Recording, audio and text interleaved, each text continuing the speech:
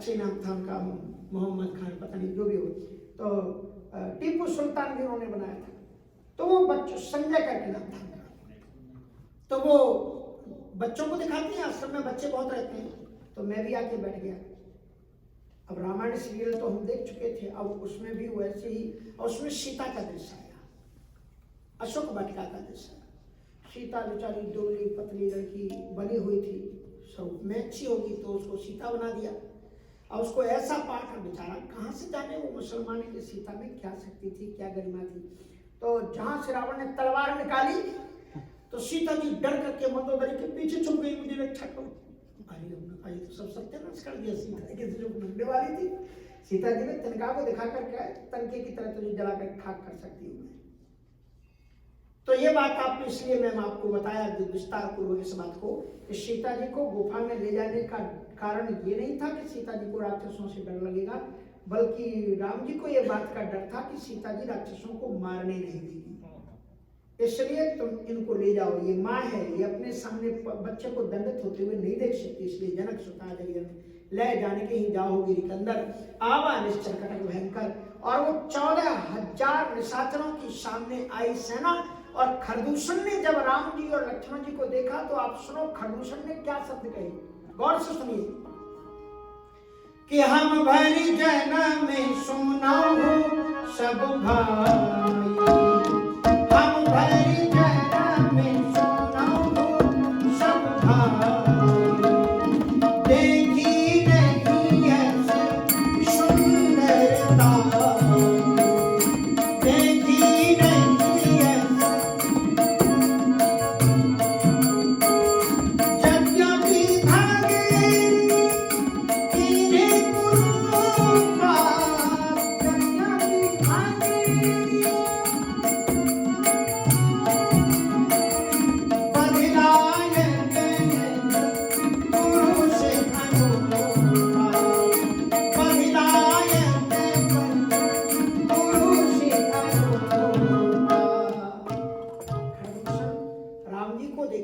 दिल बदल गया उनका। सब भाइयों को बुलाया, एकत्र किया और उसने ये कहा कि हम भर जन्म सुनो सब भाई, हमारी सारी जिंदगी निकल गई, एक से एक सुंदर लोगों को मैंने देखा है, लेकिन ऐसे ये दो भाई जो दिख रहे हैं इतने सुंदर, हम भर जन्म सुनो सब भाई, देखी नहीं ऐसी सुंदरताई, ऐसी सौंदर्यता का प्रतिमान मैंने पूरे इंसान कभी नहीं देखा। इसलिए इस सौंदर्यता को नष्ट नहीं करना चाहिए। यद्यपि भगने केन कुरूपा, भले ही इन्होंने हमारी बहन की नाक कान काट करके उसको विद्रूप कर दिया है, लेकिन फिर भी हमारा मन करता है कि इनको बचाना चाहिए। यद्यपि भगने केन कुरूपा, लेकिन बद लायक नहीं पुरुष अनूपा। अनूपा मानी ये होता है कि इनके जैसा कोई है ही नहीं दुनिया में। राक्षस तो राक्षस होते हैं।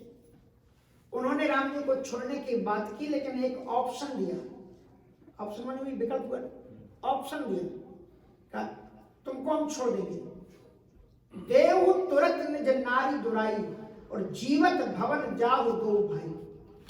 जो तुमने अपनी पत्नी को छुपा रखा है उससे आप हमें समर्पित कर दो, और तुम दोनों को हम जीते जी छोड़ देंगे। तो भगवान श्री राम जी ने कहा कि हम क्षत्रिय मृगिया वन करही, और तुमसे खलवर्ग खोजत करही, तुम्हारे जैसे दुष्टों का नाश करने के लिए ही मैं धरती पर आया। और उसके बाद में तो भयानक युद्ध हुआ। अब आप ये देखिए कि हुआ क्या, वो कैसे मारे गए। राम जी को 2 जगह पर पंडित की उपाधि मिली है, पंडित 2, खरदूषण विराट वध पंडित। खरदूषण और विराट को मारना पंडिताई का काम था, पंडिताई मानी विद्वता का काम था, क्योंकि उनको वरदान प्राप्त था कि वो एक दूसरे, वो उन्हें कोई मार ही नहीं सकता था, कोई नहीं मार सकता था, भगवान भी। वो आपस में ही अगर किसी को मारे तो वो मार सकते थे। भगवान श्री राम जी ने ऐसी दिव्य लीला का विस्तार किया कि उन्हें आपस में ही एक दूसरा राम दिखने लगा, एक दूसरे को। इसलिए मुझे लगा कि तुलसीदास जी महाराज ने ये इसलिए नटखटैया की बात करते हैं, क्योंकि जितने भी वो राक्षस थे उन्होंने सबको एक दूसरे में राम को देखा। हम लोग राम को कहाँ देखते हैं? प्राणी मात्र में जब हमें राम दिखने लग जाए, उन्होंने एक दूसरे में राम देखा, बोले ये राम है मारो उसको, उन्होंने कहा ये राम है मारो उसको। देखई परस्पर राम कर संग्राम रिपुदल लड़ मरो। एक दूसरे में राम का रूप देखते देखते चिंतन करते करते एक दूसरे के गले काट दिए और 14,000 निशाचरों की सेना समाप्त हो गई।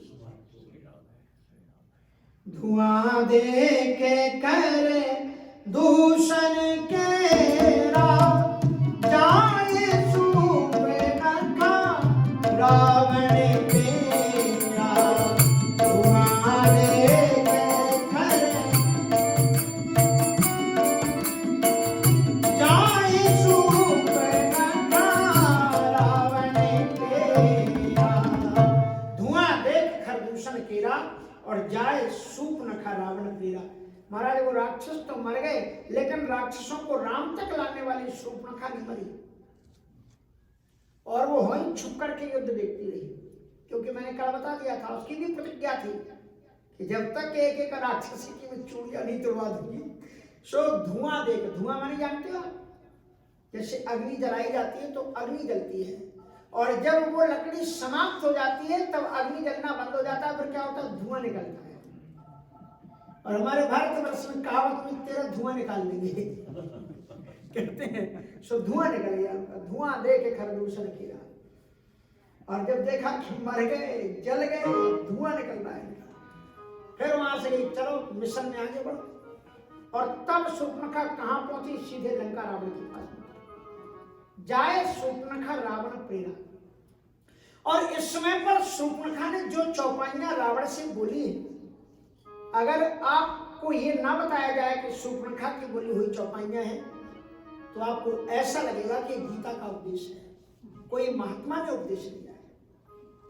शूर्पणखा क्या कह रही है कि कर से पान सो बस दिन राती, कर से पान सो बस दिन राती, सुधी नहीं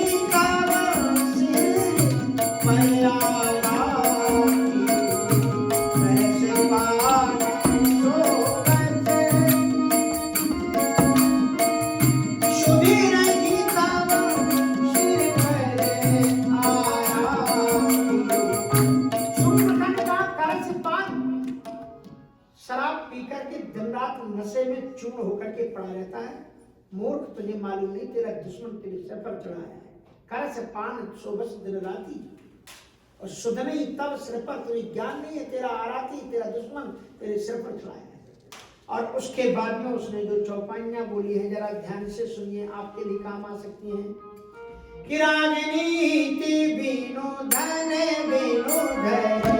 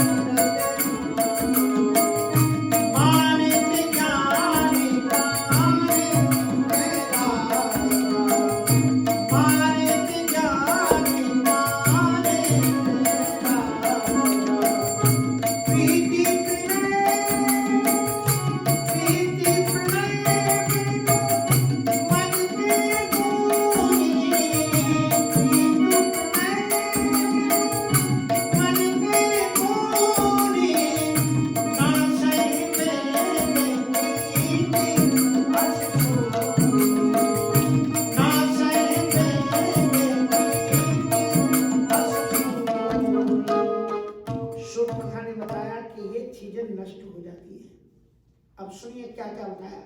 बोले राजनीति में अगर आपको नीति ना आती हो, नीति का ज्ञान ना हो, सावधान भेद आदि का, तो राज्य नष्ट हो जाता है। जिस राजा को नीति का ज्ञान नहीं होता उसका राज्य नष्ट होता है। राजनीति बिनु और धन बिनु धर्म। कितनी भी आप कमाई करो, यदि उस धन का कुछ अंश आप धर्म में नहीं लगाओगे, मंदिर में नहीं लगाओगे, जिन दुखियों की सेवा में नहीं लगाओगे, तो वो धन तुम्हारा नष्ट हो जाएगा। रामायण कह रही है, शूर्पणखा जैसी राक्षसी इस बात को बता रही कि राजनीति बिनु धन बिनु धर्मा और हरे समर्पे बिनु सत्कर्मा। अगर आप कुछ अच्छा काम करते हो, अच्छे काम करते हो, तो हमारे यहाँ पर आप देखोगे पुस्तकों में, गीता प्रेस से जो भी पुस्तकें राम रक्षा स्तोत्र जो छपते हैं उसमें लिखा रहता है इति गोविंदार्पणम अस्तु। जो कुछ भी अच्छा काम करो, दान करो, पुण्य करो, तीर्थ, भगवान को सौंप दो, इसका फल भगवान के पास में रखो। और भगवान के पास रखने से फायदा होता है। एक अनुभव की बात होता है, आपने अनुभव किया होगा ज्यादा, कि बच्चों का बर्थडे होता है या कहीं जाते हैं तो लोग उन्हें कुछ गिफ्ट में देते हैं बच्चों को। तो किसमें फायदा रहता है? वो गिफ्ट बच्चे जो पैसे मिले वो अपने पास में रखने में फायदा है या माँ को देने में फायदा है? क्या फायदा है? तो वो बच्चे क्या करते हैं कि बहुत जो चतुर बच्चे होते हैं वो माँ को ही दे देते हैं। और उससे फायदा क्या है? बोले फायदा ये है कि फिर बाद में कहते रहेंगे माँ से, क्यों हमारे पैसे देना, हमने तुमको पैसे दिए थे ये काम करना है। और वो पैसा तो कभी के खत्म हो गए, लेकिन वो कहता रहेगा वो पैसा दो मुझे। तो माँ के पास में रख दो, चाहे जितने फिर लेते रहो। और माँ बाप भी खुश हो जाते हैं, देखो मेरे ऊपर विश्वास करता है, मुझे पैसे दे दिए। और जो अपने पास में रख लेते हैं तो माँ कहती है तेरे पास है ना पैसे, वो हम लेते, तू जा उससे जाकर के जो भी खरीद।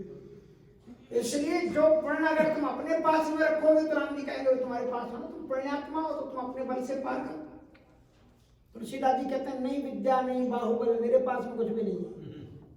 आप चाहो तो पार कर दो या तार दो या मार दो, जो भी करना हो आपको, तारो या मारो खुशी आपकी, हम तो रघुनंदन तुम्हारी शरण आ गए हैं, मैं तो आपकी शरण में था, जो आपको करना। तो इसलिए राजनीति में ना धन में धर्मा और हर ही समर्पे, कोई भी सत्कर्म करना तो ये मत कहना मैंने कर दिया। कुछ लोगों को आदत होती है मैं, तो जो ज्यादा मैं करता है भगवान अगले जन्म में उसको बकरा बना देते कि तू आराम से पूरी जिंदगी भर मैं कर। दक्ष को किया ना ऐसा, बकरे का सिर लगा दिया, ज्यादा मैं करता था, इसलिए मैं ज्यादा मत करना, नहीं तो बकरे बन जाओगे। इसलिए उन्होंने कहा राज, तो जब भी कोई सत्कर्म हो तो ये मत कहना कि हमने किया, कहना वो तो ईश्वर की कृपा थी, उसकी कृपा से हुआ। राजनीति बिनु धर्म धर्मा हरै समर्पे बिनु सत्कर्मा और विद्या बिनु विवेक उपजाए। अगर तुमने कोई विद्या पढ़ी है, अगर उसे प्रैक्टिकल में नहीं लाओगे तो समाप्त हो जाएगी। इसलिए विद्या का प्रयोग करते रहना चाहिए। आपने देखा होगा अच्छे शिक्षक आगे चल करके वो बनते हैं जो विद्यार्थी लाइफ में ही दूसरे को पढ़ाना शुरू कर देते हैं। एक विद्यार्थी हुआ, उसको पढ़ाया, तो जो चीज अगर तुम पढ़ाओ तो वो तुमको बहुत जल्दी आ जाती है। क्योंकि बचपन में मैं भी था तो मैं भी पढ़ाता था अपने क्लास से पाठियों को, जो छोटे वाले आते थे आराम से टाइम देता था, क्योंकि उससे बहुत लाभ होता है। विद्या बिनु विवेक, विद्या का अगर प्रैक्टिकल नहीं लाओगे तो आपकी विद्या नष्ट हो जाएगी। विवेक पैदा करो। विद्या बिनु विवेक उपजाए और श्रमफल पढ़े किए और उपाए। अगर आपने विवेक पैदा नहीं किया, अगर प्रैक्टिकल नहीं लिया, तो केवल परिश्रम ही आपको लगेगा कि हमने 12 वर्ष पढ़ाई की लेकिन बैठे हैं काम कुछ और ही कर रहे हैं। उस क्षेत्र का काम नहीं मिला जो क्षेत्र का काम किया। विद्या बिनु विवेक उपजाए, श्रमफल पढ़े किए और उपाए और संगते जति, संसार के लोगों की बात छोड़ो। अगर कुसंग में आप रहोगे तो बिगड़ जाओगे। अरे संसार के लोगों की बात छोड़ो, कुसंगत में तो सन्यासी भी बिगड़ जाता है। सन्यासी को भी कुसंग नहीं करना चाहिए। श्रीमद् भागवत में बड़ा सुंदर उदाहरण है। नवम स्कंद में सौभग ऋषि के मन में विवाह की इच्छा पैदा हुई। कहां पर? वो कहते हैं कि वो उसमें जमुना जी में स्नान कर रहे हैं और वहां पर उन्होंने 2 मत्स्यों को, मगरों को काम कीड़ा करते हुए देख लिया। और काम कीड़ा देख करके उनके मन में व्यसन पैदा हो गया कि अगर मेरी भी शादी हुई होती तो मैंने भी विषय सुखों का अनुभव किया होता। और उस बुढ़ापे की अवस्था में उनके मन में विवाह का विचार पैदा हुआ। और जो वहां के राजा थे मानधाता, वो उनके शिष्य थे, उनके पास चले गए, बोले महाराज मैं विवाह करना चाहता हूँ। तो राजा ने सोचा इसकी बुद्धि से बड़ा करके हमारे सामने ये विचार लेकर के अब क्या करें। बाबा जी अभी गुस्सा, पुराने जमाने में वो श्राप वाला ज्यादा सिस्टम चलता था, अभी कुछ मना कर दो तो श्राप दे दो। तो राजा ने कहा कि महाराज आपने कोई कन्या देख रखी? अगर देख रखी तो हम शादी करा देते। बोले नहीं, हम कहाँ जा करके देखते। बोले फिर क्या करें? बोले आपके पास 50 कन्याएं हैं, तो उन्हीं में से किसी से हमारी शादी करा दो। अब राजा को लगा ये क्या बोल रहे हैं, अगर मैं इनको मात को इनकार कर दूं तो ये श्राप दे देंगे, और अगर मैं किसी कन्या को इनको सौंप दूं तो बेटी हमें धिक्कारेगी कि हमको देखो इनके साथ में बेटी है। बेटी को ये बकरी और गाय तो है नहीं, किसी को भी रस्सी पकड़ा दो। तो उन्होंने कुछ बहाना खोजा। राजा ने, बुद्धिमान थे, उन्होंने कहा कि महाराज हमारी सभी बेटियां स्वयंवर हैं, मैंने अधिकार दे रखा है, ये जिससे चाहेंगी उन्हीं के साथ में इनकी शादी होगी, आप अंदर चले जाओ। यदि हमारी 50 बेटियों में से कोई भी बेटी अगर आपके साथ में शादी करने के लिए खुद राजी होगी तो हम उसकी शादी आपके साथ करा देंगे।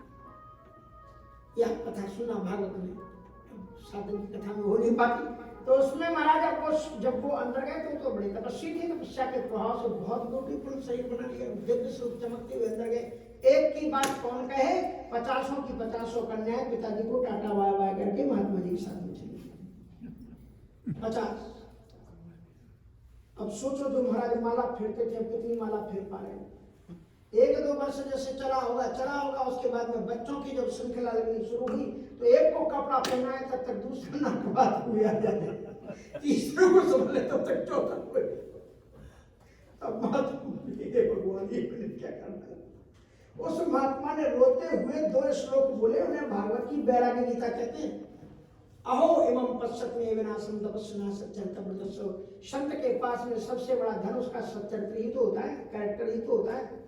और अहो इमं पश्यत में, मैंने देखते देखते अपनी तपस्या को खुद ही नाश करना था। अगले श्लोक में मैं संक्षिप्त में बताता हूं। उन्होंने महात्माओं के लिए कहा कि संगम तजेत नूतन वृतिना मुमुक्षु सर्वात्मा न विसर्जित बहिर्दयानि। कभी अपने मन पर, महात्माओं के लिए दुआ है कि श्लोक है कि अपने मन पर कभी विश्वास मत कर लेना कि हम तो बड़े ब्रह्मचारी हैं, हम तो किसी के भी साथ में रह जाएं, किसी के भी साथ कमरे में सो जाएं, हमें कुछ नहीं होने वाला, हम तो बहुत बड़े। कहते हैं संगम तजेत सर्वात्मा न विसर्जित बहिर्दयानि, इंद्रियों पर कभी भी विश्वास मत करना। इसलिए कहते हैं कि महात्माओं को गृहस्थियों के साथ में नहीं ठहरना चाहिए। कुल मिला के इसमें कहा घर गृहस्थियों के साथ में महात्माओं को, और यही बात शूर्पणखा ने यहाँ कही, संगत जति, कुछ संगत से जति का भी नाश हो जाता है, संगत जति। और कुमंत्रित राजा, वो राजा जो अपने मंत्रियों को कुमंत्रणा देने वाले मंत्रियों से प्रेम करता हो, जो प्रशंसा करते हो, अरे राजा साहब आपकी क्या बात, ये रावण और कंस का विनाश उनके मंत्रियों ने ही तो किया। विभीषण समझाता रहा कि महाराज सचो वैद्य गुरु तीन जो प्रिय बोले भयास, तो राज धर्म तन तीन कर हुए बेगही नाश। कितनी सुंदर बात है शूर्पणखा के उपदेश रावण को कि संगते जति, कुमंत्रते राजा और मानते ज्ञान। मान मानिए अगर ईगो आ जाता है व्यक्ति का तो उसका ज्ञान नष्ट हो जाता है। कितना भी बड़ा विद्वान हो, कितना भी वेदों का, शास्त्रों का, पुराणों का ज्ञाता हो, और बार बार करे अरे मेरे समान तो कोई नहीं है, तो फिर उसका फिर ज्ञान नष्ट होता है, ज्ञान उसको छोड़ देता है। मानते ज्ञान और पानते लाजा। अगर मदिरा पान कोई करने लग जाए तो उसे अपनी इज्जत का ही ख्याल नहीं रहता कि वो क्या बोल रहा है, क्या करेगा। मानते ज्ञान पानते लाजा और वैद बंद कवि भानस गुनी नासै वेद अति सुनी। यहाँ से आगे की कथा हम आपको कल सुनाएंगे इन्हीं शब्दों के साथ में। कल कैसे रावण ने क्या, हम लोग ऐसा समझते हैं कि शूर्पणखा की नाक का बदला लेने के लिए ही उसने युद्ध किया, लेकिन ये बिल्कुल गलत थ्योरी है। कल आप पूरा विस्तार से सुनिएगा कि रावण ने कैसे निश्चय लिया कि मैं राम के साथ में युद्ध करूंगा। इन शब्दों के साथ में आज यही करवाने को राम, क्योंकि कथा इतनी है तो भजन के लिए उतना चांस मिलता नहीं। चौपाई इतनी अच्छी है कि जे गावे यही चरित समारे ते ही ताल तत्व रखवारे। आइए, और जो भारतवर्ष से भी इस समय पर भी मॉर्निंग, अर्ली मॉर्निंग है, लेकिन आप जो लोग भी कथा सुन रहे हैं आप सभी के लिए बहुत बहुत साधुवाद, धन्यवाद। जय श्री सीताराम। कितना तो हमने शास्त्री जी से भी सुन लिया है, सीख लिया है अपने को। आइए 2 बार भगवान जय राम सदा सुखे